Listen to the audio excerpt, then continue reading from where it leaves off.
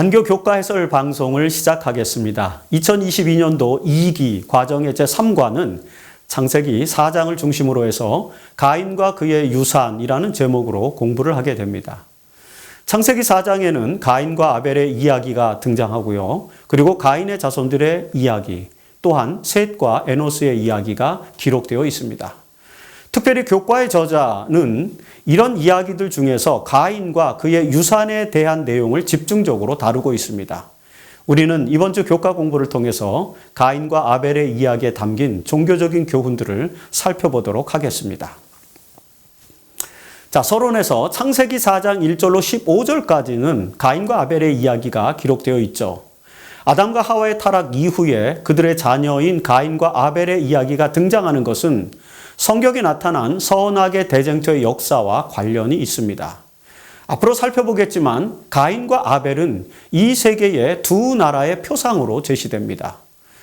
5세기의 기독교 교부였던 아우구스티누스는 신국론이라고 하는 책에서 가인과 아벨은 지상의 나라와 하나님의 나라를 예표하는 상징이라고 해석하고 있습니다. 물론 아벨은 죽고 그의 위치를 셋이 대신했지만 어쨌든 가인과 아벨은 선악의 대쟁투의 역사에서 신국과 지상국의 표지라고 설명하는 것입니다. 이처럼 타락한 인류의 역사 속에서 하나님의 나라의 백성과 지상 나라의 백성으로 나뉘게 될 것이 아벨과 가인의 사건에서 나타나고 있다는 것입니다.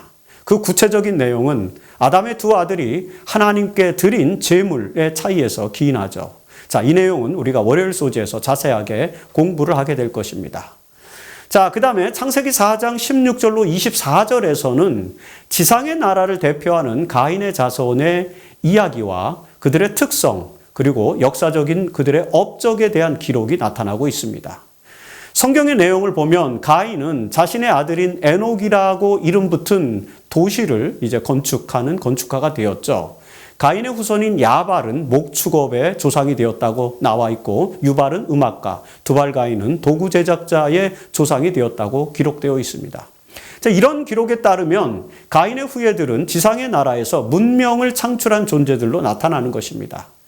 그리고 창세기 4장 25절과 26절에서 아담과 하와는 아벨을 대신하여 셋을 낳았고 그 셋은 또 에노스를 낳았는데 이때부터 야훼의 이름을 불렀다고 표현하고 있습니다. 이는 아마도 아벨을 대신한 셋의 자손에 의해서 하나님을 예배하는 일이 시작되었음을 의미하는 것으로 이해할 수 있습니다. 그리고 이후에 창세기 5장에서는 아담의 계보를 기록하면서 셋으로부터 노아의 아들에 이르기까지 계보를 자세하게 기록하고 있습니다.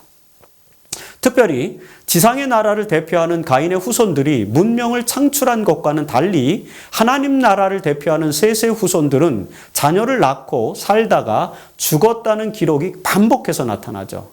이 기록이 다소 무의미해 보일 수도 있습니다. 가인의 후손과 비교할 때. 그러나 그 계보는 결국 마태복음과 누가복음에서는 예수, 즉 메시아의 계보로 이어지는 것입니다. 다시 말해서 셋의 후손들은 메시아를 낳았기 때문에 하나님 나라의 계보가 된다는 것입니다. 자, 이런 내용이 창세기 4장과 5장에 나타나죠.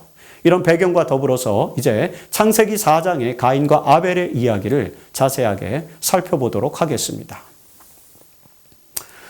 창세기 3장에서 인간의 불순종과 하나님의 심판의 선언이 있고 난 후에 아담과 하와는 에덴 동산에서 쫓겨났다고 기록합니다. 그리고 4장이 시작되는데 에덴에서 쫓겨난 후에 아담과 하와는 자녀를 낳게 되죠. 창세기 4장 1절은 매우 의미 있는 문장이 등장합니다.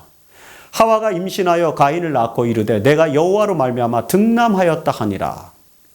여러분, 여기서 하와의 말, 즉 내가 여호와로 말미암아 등남하였다로 번역된 이 문장의 히브리어를 직역하면은 이렇게 됩니다. 내가 남자 아이를 낳았다. 심지어 야훼를 라는 표현이 됩니다.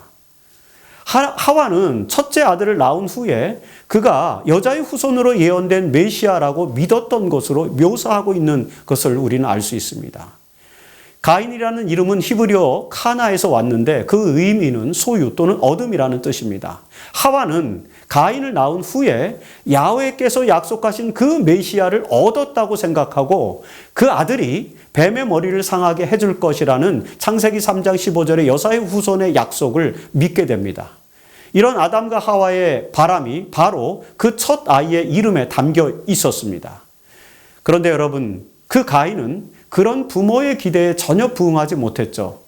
그에 의하여 하나님의 나라가 아닌 지상의 나라가 시작되는 것을 우리는 이제 창세기 4장에서 보게 되는 것입니다. 자, 가인을 낳은 후 둘째 아들인 아벨을 낳았죠. 아벨이라는 이름의 히브리어는 헤벨인데 여러분들이 아주 잘 아는 것처럼 이는 허무 또는 공허라는 의미를 가지는 단어입니다. 사실 이 단어는 전도서 1장 2절에서 묘사된 그 표현, 즉 헛되고 헛되며 헛되고 헛되니 모든 것이 헛되도다 해서 반복적으로 사용되고 있는 단어입니다. 헤벨입니다. 아담의 둘째 아들의 이름이 왜 아벨로 명명되었는지 정확하게 알기는 어렵습니다. 교재를 쓰신 두캉 교수님은 아담과 하와가 그들의 소망을 오직 가인에게 두었기 때문에 둘째 아들의 이름은 실체 없음을 뜻하는 아벨로 명명한 것이라고 이제 가정해 볼 수 있다고 제안을 하고 있죠. 또는 반면에 아벨이 비극적인 운명을 맞이하였고 그런 인생의 헛됨을 묘사하기 위해서 이름이 아벨로 명명된 것으로 해석하는 사람들도, 학자들도 있습니다. 뭐 어떤 해석이든 간에 아벨은 짧고 허무한 인생을 살게 되었습니다. 그럼에도 불구하고 여러분, 아벨은 여호와의 뜻에 충실한 인물로 묘사되었습니다. 그래서 아우구스티누스는 신국론에서 하나님 나라의 계보가 아벨에 의해서 시작된다고 강조하는 것입니다. 자, 이 두 아들 가인과 아벨로부터 하나님의 나라와 지상의 나라의 계보가 갈라지게 된 것은 그들이 드린 제사로 인한 것이었죠. 이 내용이 바로 월요일 소지의 내용입니다. 가인과 아벨의 이야기는 그들이 야훼 하나님께 제물을 드리는 장면으로부터 시작됩니다. 창세기 4장 2절에서 아벨은 양치는 자였고 가인은 농사하는 자였더라는 표현은 그들이 드린 제물의 성격을 구분하기 위해서 서론적으로 제시한 내용이죠. 창세기 4장 3절과 4절의 내용은 이렇습니다. 세월이 지난 후에 가인은 땅의 소산으로 제물을 삼아 여호와께 드렸고 아벨은 자기도 양의 첫 새끼와 그 기름으로 드렸더니 여호와께서 아벨과 그의 제물은 받으셨으나 가인과 그의 제물은 받지 아니하신지라. 자, 이 두 종류의 제물과 관련된 이야기에서 우리가 주목해야 할 것은 다음과 같은 것들입니다. 첫째, 가인과 아벨이 각각 드린 제물의 내용과 성격은 종교적으로 특별한 차이를 보여준다는 것입니다. 성경의 기록에 따르면 가인은 농사하는 자였기 때문에 땅의 소산을 제물로 드렸고 아벨은 양치는 자로서 양의 첫 새끼와 그 기름으로 제물을 드렸습니다. 가인의 제물은 노동을 통해서 얻은 곡식이었습니다. 그의 제물은 스스로의 공로가 포함된 것이었다라고 볼 수 있습니다. 게다가 그의 제물에는 처음 익은 열매와 같은 구별됨의 표현이 들어있지 않죠. 따라서 가인의 제물은 하나님께서 원하시는 제물이 아니었다라는 것을 드러내는 것입니다. 문장을 통해서. 반면에 아벨의 제물은 그가 돌본 양들로부터 태어난 첫 새끼였습니다. 창세기의 표현에서 이스라엘의 제사제도에서 요구되는 온전한 제물의 성격이 이 표현 속에 담겨 있는 것을 우리는 알 수 있습니다. 따라서 이 이야기는 아벨은 제사제도에서 마련된 온전한 제물을 바쳤고 반면에 가인은 부주의하게 온전하지 않은 제물을 드렸음을 드러내주고 있는 것으로 우리가 그 문장을, 이야기를 읽을 수 있는 것입니다. 사실 이런 해석은 유대교에서 매우 보편적으로 적용되는 그런 해석이었습니다. 둘째로 가인과 아벨이 드린 제사의 차이 중에는 믿음의 여부가 내포되어 있다는 것입니다. 히브리서의 저자는 히브리서 11장 4절에서 믿음으로 아벨은 가인보다 더 나은 제사를 하나님께 드림으로 의로운 자라 하시는 증거를 얻었으니 라고 해석했습니다. 자, 아벨의 제사는 믿음으로 말미암는 의를 드러내주고 있는 반면에 가인의 제사는 자신의 공로를 드러내고 있기 때문에 이 두 제물에 차이가 있다는 것이죠. 아벨의 제사가 더 나은 것은 그가 자신의 공로가 아닌 믿음으로 제물을 드렸기 때문이었다라고 우리가 이해할 수 있습니다. 셋째, 가인과 아벨의 제물의 가장 큰 차이는 피 흘림의 여부에 있다는 것입니다. 이 제사가 보편적인 제사였으면 가인의 제사는 소제라고 하는 것으로 충분히 받아들여질 수도 있죠. 그러나 창세기 3장의 내용과 연결해 볼 때 이 제사는 분명히 속죄를 포함하는 제사였을 것입니다. 따라서 속죄제에는 반드시 피 흘림이 있어야 했기 때문에 소제와 같은 제물로는 속죄를 이룰 수는 없었습니다. 그것은 유대교의 5대 제사 제도에서도 나타나고 있는 것이죠. 자, 이런 것이 가인과 아벨의 제물의 차이라는 점을 우리는 사실 잘 알고 있습니다. 아무튼 이런 제물 및 제사를 드리는 방법과 태도의 차이로 인해서 하나님께서는 아벨의 제사는 받으셨지만 가인의 제사는 받으시지 않았다라고 성경은 기록하고 있는 것입니다. 이로 인해서 가인과 아벨 사이에는 불화가 발생하였고 가인은 아벨을 죽이는 존속 사례가 발생하게 됩니다. 자, 화일소지에서 우리는 가인이 아벨을 죽이는 존속 사례 사건에 나타난 영적 교훈을 살펴보게 됩니다. 창세기 4장 5절로 8절에 나타난 이 내용을 문자적으로 볼 때 가인은 자신의 제물은 거절되고 아벨의 제물만 연락되자 분노하여 동생 아벨을 들로 데리고 나가서 거기서 그를 죽이게 되었다라고 읽을 수 있습니다. 자, 이 이야기에서 나타난 가인의 태도는 종교적으로 중요한 가르침을 제공해 주고 있습니다. 가인은 자신의 제물이 연락되지 않은 이유를 되돌아보는 성찰의 시간을 가지기보다는 하나님과 아벨을 향하여 분노를 하게 되는 것이죠. 그는 하나님은 불공평한 분이라고 강한 불만을 갖게 됩니다. 가인은 자신의 의지에 따라서 제물을 드렸습니다. 그렇다면 사실 그 결과도 당당하게 받아들였어야 했다는 것입니다. 그러나 그는 그런 자신의 의지에 따른 결과에 대해서는 받아들이지 않고 분노하고 있는 것입니다. 자, 가인은 타락한 인간이 자신의 의지대로 살게 될 경우에 나타나게 될 결과가 무엇인지를 보여주는 종교적 상징 인물이 되었습니다. 자기 자신의 의지에 따라서 제물을 드렸으면 그 결과도 당연히 받아들였어야만 했지만 가인은 그렇게 하지 않고 하나님과 동생 아벨을 향해 분노하였던 것입니다. 이런 가인의 행위에 대해서 지적하면서 하나님께서는 이렇게 말씀하십니다. 창세기 4장 7절입니다.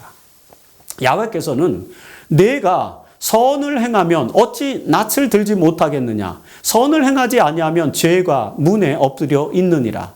죄가 너를 원하나 너는 죄를 다스릴지니라.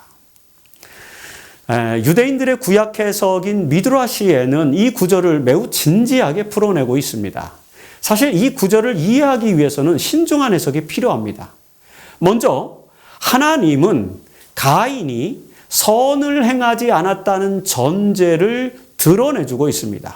그래서 말씀을 이렇게 하고 있죠. 내가 선을 행하면 어찌 낯을 들지 못하겠느냐라고 말했는데 이 하나님의 말씀에서 우리는 가인이 자기 의지대로 제물을 바친 그 행위는 선한 행위가 아니라는 것을 알게 됩니다. 그 반면에 앞서 살펴본 것처럼 히브리서 11장 4절에서 아벨은 더 나은 제사를 드림으로 하나님께 의로운 자라는 증거를 얻었다고 설명하죠. 즉 가인과 아벨의 제사는 선, 의 등과 같은 종교적인 의미를 담은 행위였던 것입니다. 창세기 4장 7절의 앞부분 내가 선을 행하면 어찌 낯을 들지 못하겠느냐로 해석된 이 부분은 사실 원문에 보면은 좀 의미가 다릅니다. 예를 들어서 NIV 같은 또는 NASB 같은 곳에서는 If you do what is right, you will not be accepted 라고 이렇게 번역을 하고 있습니다. 이것을 풀이하면 이렇죠. 만일에 옳게 행한다면 받아들여지지 않았겠느냐라고 하는 그런 얘기입니다. 이 NASB와 같은 번역본에는 한글 성경과 동일하게 번역되어 있지만 NIV나 킹제임스 버전과 같은 번역본에서는 제가 지금 읽어드린 것과 같은 번역이 나옵니다. 자, 그리고 그 다음의 문장, 즉 선을 행하지 아니하면 죄가 문에 엎드려 있느니라는 구절. 사실 이 구절도 굉장히 메타포적인 형식을 담고 있지 않습니까? 이 구절은 옳은 일을 하지 않을 경우에는 죄가 항상 문 앞에 도사리고 있다는 표현입니다. 여러분, 죄는 늘 우리 앞에서 우리를 지배하려고 이렇게 우리 앞에 도사리고 있다. 이런 표현을 지금 해주고 있는 것입니다. 하지만 그 죄가 우리를 무조건 지배하지는 못한다라고 하는 것을 또 하나님은 말씀하죠. 그래서 성경에 이렇게 기록되어 있습니다. 죄가 너를 원하나 너는 죄를 다스릴지니라. 여러분, 여기서 죄를 다스릴지니라는 그 표현의 원어, 히브리 원어는 죄를 다스려야 한다는 의무적인 표현으로 해석되기도 하고 죄를 지배할지도 모른다로 또 번역될 수도 있습니다. 사실 여기서 히브리어로 팀쉘이라는 단어가 등장하는데 이 단어는 기독교 문학에서 매우 중요한 그런 단어로 등장합니다. 미국의 유명한 문학 작가인 존 스타인백은 이 단어의 의미를 깊이 분석한 후에 에덴의 동쪽이라는 소설을 썼죠. 이 팀쉘이라는 단어는 할지도 모른다라는 그런 의미를 가진다는 것입니다. 이런 단어의 의미를 볼 때 하나님께서 가인에게 하신 말씀은 너는 죄를 선택하거나 선택하지 않을 자유의지가 있다라고 말씀한다는 것입니다.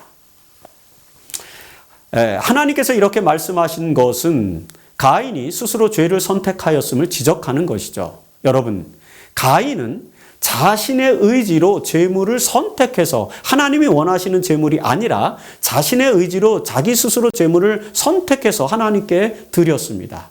그건 하나님이 요구하신 것이 아니었죠. 가인은 그렇게 자기 스스로 하나님의 뜻을 어겼으면서도 그 재물이 연락되지 않은 것에 대한 책임은 지려하지 않고 하나님과 아벨을 원망하는 것입니다. 그래서 하나님께서는 그런 가인의 태도를 지적하고 계신다라고 이 말씀을 해석하는 것이죠. 이 사건을 통해서 하나님께서는 모든 인류가 죄를 짓는 것은 그가 스스로 그 죄를 선택하는 것이며 그래서 그 범죄의 책임이 죄를 지은 인간에게 있음을 설명해 주고 있는 것입니다. 바로 이것이 창세기 4장에 나오는 팀쉘이라고 하는 그런 용어에 담겨 있는 철학적 신학적 의미인 것입니다. 여러분, 야고보서 1장 14절에서 오직 각 사람이 시험을 받는 것은 자기 욕심에 이끌려 미혹됨이니라고 묘사되어 있는 것 아시죠? 바로 이런 묘사와 같은 개념이 이 팀쉘이라고 하는 개념에서 너는 죄를 다스릴지니라 라고 하는 표현에서 담겨있는 의미다라고 하는 것을 우리는 종교적으로 신학적으로 이해할 필요가 있다는 것입니다.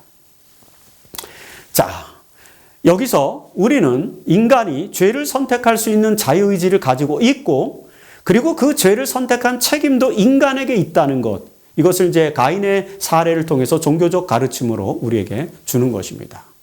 이런 종교적 가르침을 주기 위해서 바로 이 가인의 이야기가 기록되어 있고 하나님의 말씀이 담겨져 있다라고 볼 수 있습니다. 자, 수요일 소지입니다. 인간은 죄를 다스릴 수 있는 자유의지를 가지고 있기 때문에 죄를 선택하게 되면 반드시 그 책임도 지게 된다라고 하는 것이죠. 그래서 가인은 그 죄에 대한 책임에 따라서 형벌을 받게 됩니다. 이 가인이 받은 형벌에 대한 종교적 교훈을 설명하는 것이 바로 이 수요일 소지의 내용이죠. 자, 죄로 인해서 가인이 받은 형벌은 창세기 4장 9절로 16절에 나타나 있습니다. 이 내용의 기본 구조는 대화로 이루어져 있죠. 하나님은 가인에게 세 가지 질문을 던지십니다. 사실 이런 방식은 아담이 금지된 열매를 먹고 난 후에 하나님께서 그에게 질문하신 것과 같은 형식으로 이루어져 있죠. 그래서 창세기 3장과 창세기 4장은 이 득한 교수도 강조하는 것처럼 상당히 유사한 그런 단어 구조와 문법적 구조를 갖고 있다는 것을 우리는 또 알고 있죠. 창세기의 저자는 야훼 하나님과 인간의 관계를 대화를 나눌 수 있는 매우 친근한 관계로 제시하고 있습니다. 자, 하나님이 가인에게 했던 질문은 다음과 같죠. 세 가지 질문이라 그랬죠. 첫째 질문은 어찌하여 내가 화를 내느냐? 얼굴빛이 달라지는 까닭이 무엇이냐? 창세기 4장 6절입니다. 이렇게 질문합니다. 사실 이 질문과 관련해서는 이미 화일소지에서 설명한 것처럼 가인은 자신의 의지로 죄를 지은 것에 대한 책임을 스스로 져야 한다는 그런 내용과 연결된 것입니다. 그래서 네가 얼굴빛이 달라지고 화내고 없애뗄 필요가 없다. 네가 스스로 죄를 지은 것이 아니냐라고 하는 표현과 관련된 거라는 것이죠. 하나님은 가인에게 자기 스스로 범죄를 하였으면서 무엇 때문에 화를 내고 얼굴빛이 달라졌느냐라고 이렇게 물으신다는 것입니다. 자, 그 다음에 둘째 질문은 창세기 4장 9절에서 내 아우 아벨이 어디 있느냐라는 그런 질문이죠. 가인이 아벨을 죽인 직후에 하나님께서는 가인에게 이렇게 물으셨습니다. 사실 창세기 3장 9절에서 아담의 범죄 직후에 하나님께서 아담에게 내가 어디 있느냐라고 물으신 것과 같은 형식이죠. 이 질문은 무슨 일이 일어났는지를 아시는 하나님께서 범죄한 인류에게 다가오시는 방법을 우리에게 보여줍니다.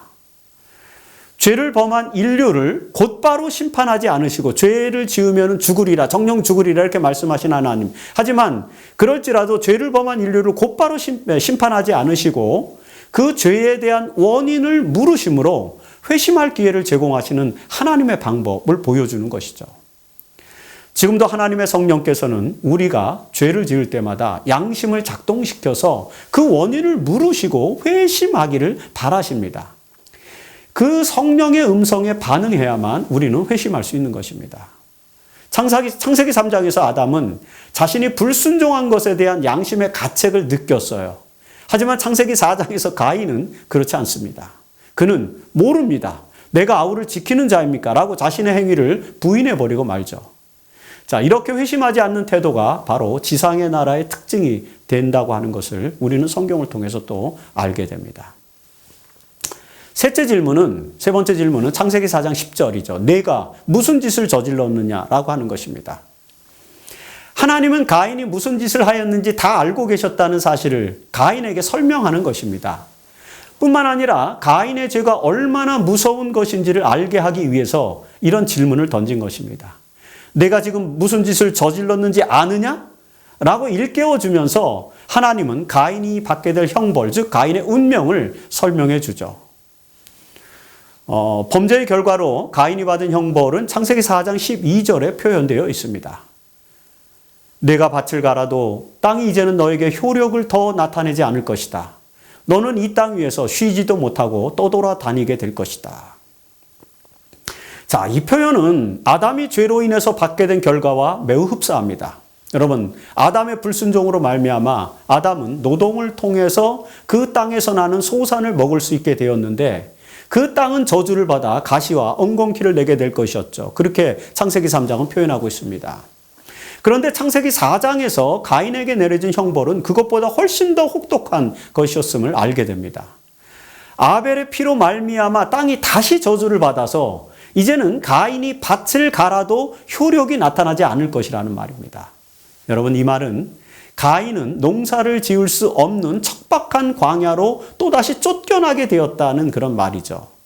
창세기 4장 16절에 나타나는 것처럼 가인은 여호와 앞을 떠나서 에덴 동쪽 놋 땅에 거주하게 됩니다.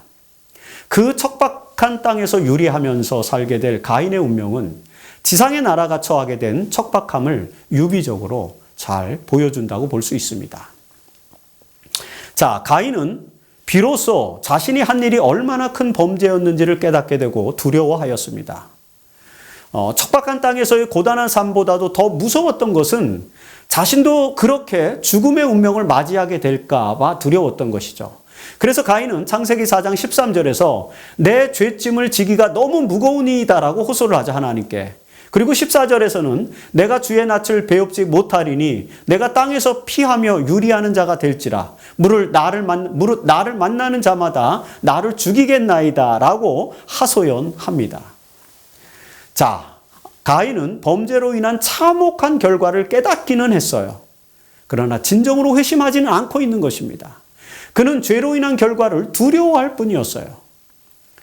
그런데도 여러분, 이런 불쌍한 영혼을 위해서 하나님께서는 자비의 손길을 완전히 거두시지는 않는 모습을 보게 되죠. 자, 창세기 4장 15절에서 야훼 하나님은 가인에게 이제 표를 주사 그를 만나는 모든 사람에게서 그 죽음을 면하게 하셨다라고 기록하고 있습니다.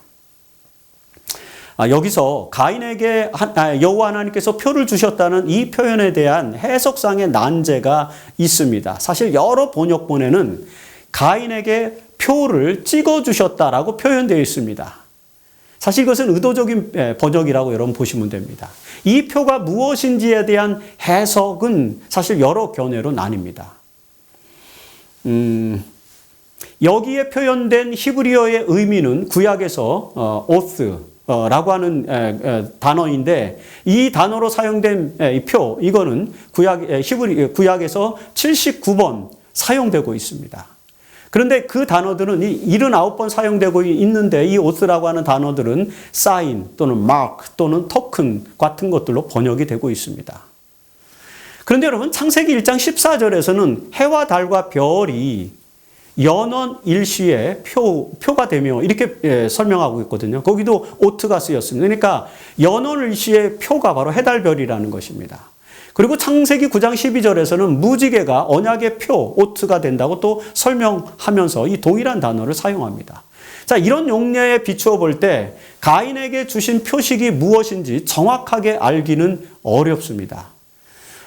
일반적으로 유대인 랍비들과 그 다음에 루터 그리고 칼뱅과 같은 그런 해석자들은 이 표가 외적 표식, 즉 가인의 신체에 새겨진 외적인 표식으로 해석을 합니다. 그 반면에 아벤 아즈라라든지 로젠 밀러, 그 다음에 게세무스, 그 다음에 델리치와 같은 그런 성경 주석가들은 그것이 그 표가 내적 확신, 즉 하나님께서 가인에게 주신 내면의 확신 같은 것, 이런 것이 아닐까라고 이렇게 해석을 하죠. 이 외에도 아까 말씀드린 것처럼 하나님께서 노아에게 무지개를 주신 것처럼 자연적인 어떤 표식일 거라고 해석하는 그런 학자들도 있습니다. 사실 우리는 그것이 무엇인지 정확하게 알 수는 없어요. 그럼에도 불구하고 그 표식은 가인의 죄를 용서하는 표는 아니었고 다만 그를 보호하시겠다고 하는 약속과 같은 어떤 표징, 어떤 징조, 뭐 이런 것이라고 우리는 생각을 해볼 수 있습니다. 하나님께서 가인에게 표를 주신 것은 죽을 수밖에 없는 가인에게 하나님께서 베푸신 은혜라고 우리는 이해를 해야 됩니다. 이처럼 하나님의 은혜는 지상의 나라에도 주어진 것이죠. 그것을 신학적으로는 일반 은총이라고 부릅니다. 가인과 같은 범죄자들이 곧바로 죽지 않고 여전히 삶을 살 수 있는 것은 바로 이런 하나님의 일반 은총으로 인한 것임을 우리는 이 이야기를 통해서 기억해야만 합니다. 자, 가인은 범죄함으로 인해 죽음의 위험 속에서 유리하고 척박한 환경 속에서 살아야만 하는 고통을 얻게 되었다는 것이 수요일 소재의 내용이죠. 자, 그것은 그 자신, 즉 가인 자신의 자유의지로 인해서 지은 죄의 결과였다라고 하는 것입니다.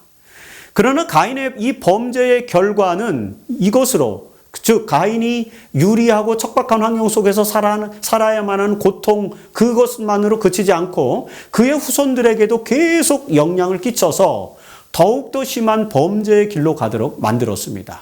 그것이 목요일 소재의 내용입니다. 자, 이 내용은 창세기 4장 17절로 24절에 나타나고 있습니다. 아우구스티누스에 의해서 지상의 왕국의 계보로 소개되고 있는 가인의 후손들은 어떤 삶을 살았는지가 창세기 4장 17절로 24절에 나타난다고 서론에서 제가 말씀을 드렸습니다. 자, 그 내용을 조금 더 자세하게 분석해 보면 이렇죠. 우선 가인은 도시를 세웠습니다. 사실 개정개혁본에는 성을 쌓고라고 이렇게 번역되었는데 이 성을 쌓고라고 하는 표현은 도시로 이렇게 번역이 됩니다. 사실 여기서 성을 쌓고라고 번역된 그 성이라는 단어는 사실은 이르라고 하는 표현인데 이 이르라고 하는 표현은 도시라고 하는 단어로 번역하는 것이 더 맞는 것이죠. 이처럼 가인은 두려운 삶을, 두려운 삶, 또 그 다음에 척박한 환경, 이런 것들을 극복하기 위해서 스스로 도시를 세웠던 것입니다. 자, 그리고 서론에서 설명한 것처럼 가인 이후에 그의 후손들 중에서 이제 야발은 목축업의 조상이 되었고, 유발은 음악가의 조상이 되었고, 드발 가인은 도구 제작자의 조상이 되었다라고 이렇게 성경은 계속해서 기록하죠. 가인의 후예는 인류 문명을 일구었다는 것을 우리는 알 수 있습니다. 그러나 이런 문명의 개발과 더불어서 그들은, 즉 가인의 후예들은 가인의 범죄를 물려받아 점점 더 악해졌다는 것을 또 창세기는 설명을 합니다. 그것은 창세기 4장 23절로 24절에서 라멕의 이야기를 통해서 나타납니다. 자, 23절에서 라멕은 그의 두 아내에게 이렇게 노래하죠. 나에게 상처를 입힌 남자를 내가 죽였다. 그리고 나를 상하게 한 젊은 남자를 내가 죽였다. 라고 이렇게 당당하게 말합니다. 그리고 24절에서는 또 이렇게 말하죠. 가인을 위하여는 벌이 7배 일진데 라멕을 위하여는 벌이 77배 일이로다. 여러분, 여기 라멕의 노래, 라멕의 이야기, 라멕이 그의 두 아내에게 하는 이 이야기는 사실은 시적인 표현입니다. 이 시는 모세 시대에 전승된 예시의 단편으로 여겨집니다. 그래서 모세가 그 전승되어진 예시의 단편을 여기 라멕의 노래로 기록한 것이죠. 자, 여기 표현된 이 내용에서 원래 그 표현에서 우리가 주목할 것은 가인이 해친 벌이 7갑절이면 라멕을 해치는 벌은 77갑절이다라는 이 표현입니다. 자, 라멕은 자신에게 상처를 입힌 사람을 죽인 것이 정당방위인 것처럼 말해요. 내가 그들을 죽였다 이렇게 말하는데 정당방위인 것처럼 말을 합니다. 그래서 라멕은 이렇게 이야기를 하죠. 아벨을 죽인 가인을 해치면 7배의 벌을 받겠지만 만일에 정당방위를 통해서 사람을 죽인 자신을 해친다면 그건 77배의 벌을 받게 된다라는 그런 내용인 것입니다. 여러분, 라멕은 하나님이 가인에게 주신 약속의 표, 즉 사람들이 너를 죽이지 못하게 하리라 하는 그런 약속의 표를 악용하여서 자기 자신의 그 복수, 정당방위를 드러내면서 사람을 죽인 그런 자신의 복수를 정당화하고 그 다음에 하나님의 보복금지 명령, 즉 가인에게 주셨던 그 하나님의 보복금지 명령을 자신의 불의의 결과를 면피하려는 수단으로 지금 사용하고 있는 것입니다. 여러분, 이런 부당한 말 속에서 우리는 라멕이 매우 거만하고 불의한 태도를 가지고 있었음을 알게 됩니다. 결국 가인의 범죄로 말미암아 그의 후손들은 불의한 사회, 즉 지상의 나라를 구축하게 되었고 점점 더 이 라멕과 같이 점점 더 거만하고 불의한 태도 가운데 살게 되었다는 것을 설명하는 것입니다. 그러나 이 땅에서는 그들의 나라만 있었던 것은 아니었습니다. 자, 이제 창세기 4장 25절에서 하나님은 아담에게 다시 아들을 주었는데 그의 이름은 셋이라 하였으니 이는 하나님이 내게 가인이 죽인 아벨 대신에 다른 씨를 주셨다 함이었다라고 기록하고 있습니다. 셋이라는 이름은 사실 무엇을 대신해서 둠이라고 하는 의미를 갖고 있습니다. 사실 이 이름은 창세기 3장 15절에서 내가 너로 여자와 원수가 되게 하고 라는 표현 중에서 나타난 단어와 유사한 것입니다. 거기 내가 너로 여자와 원수가 되게 하고 이 단어에 해당되는 히브리어는 아슈트라고 하는 것인데 이 아슈트라고 하는 것에서 셋이라고 하는 이름이 나온 것입니다. 그래서 구약학자들은 셋이라는 이름이 메시아의 예언과 관련된 것임을 지금 설명합니다. 자, 아담의 계보, 즉 셋의 후손들의 계보는 창세기 5장에 등장하는데 이들에 대한 기록에는 특별한 업적이 나타나지는 않고 있습니다. 그들은 지상의 나라가 아니라 이 땅에서 하나님의 나라의 계보를 이었기 때문에 그들이 했던 가장 위대한 일은 메시아를 낳는 것이었습니다. 그래서 셋의 후손들은 낳고 살고 죽었다고만 기록하고 있습니다. 그런 삶의 계보를 통해서 결국 메시아가 오셨기 때문에 이 셋의 후손들은 하나님 나라의 계보가 된 것을 우리는 알 수가 있는 것이죠. 자, 그리고 창세기 4장 26절에서는 셋의 첫째 아들 에노스에 대한 기록이 나옵니다. 에노스란 연약한 인간이라는 뜻을 가진 이름이죠. 명칭이죠. 자, 그래서 이 시대 사람, 그리고 이 에노스에 대한 표현에서 이 시대 사람들이 비로소 여호와의 이름을 불렀더라는 기록이 나옵니다. 여러분, 에노스는 가인이 탄생한 것으로부터 약 230년 후에 태어났습니다. 그리고 이때부터 사람들이 하나님의 이름을 불렀다는 것이죠. 여기서 하나님의 이름을 불렀다라는 이 단어는 카라라고 하는 단어인데 이 단어는 선포하다 또는 부르다, 외치다라고 하는 그런 의미를 포함하고 있는 것입니다. 다시 말해서 하나님께 예배하는 것을 이제 말하는 표현이죠. 에노스의 때부터 사람들이 하나님께 예배하기 시작하였다고 모세는 지금 여기서 기록하고 있습니다. 그리고 모세는 그 하나님이 바로 야훼라고 아예 표기를 하게 되죠. 사실 이런 이유로 인해서 미디안의 가시떨기 나무 사이에서 주신 하나님의 이름, 이것이 이 이름인 야훼, 그 이름이 창세기에도 계속해서 등장하는 것입니다. 모세가 기록했기 때문에.